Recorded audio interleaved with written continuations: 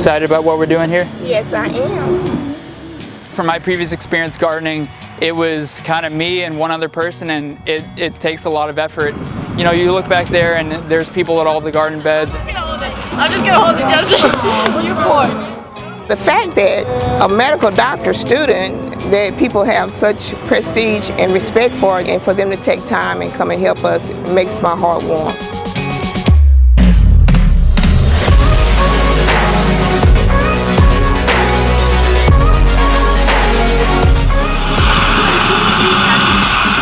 When I saw the opportunity to do a social impact challenge here at TCU, I thought back to my experiences with the garden and thought, well, we have something right here in our backyard that is just waiting to be given extra time, love, and attention. He came out and did a tour and showed him the garden, which was really looking awful. So he was very, very sensitive, asking me what I wanted.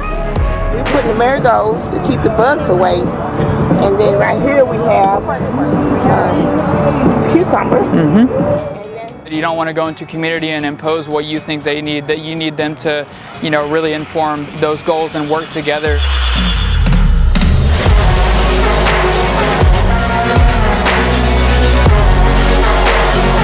We harvest a lot and take it to the senior center, just anyone could have it. Okay. The gates are, we don't care. As long as it gets somebody benefits from it.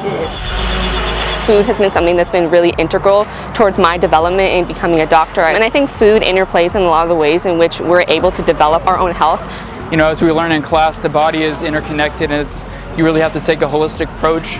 Right now, the focus is kind of boots on the ground, figuring out what impact we can have, and listening to those who we communicate with here.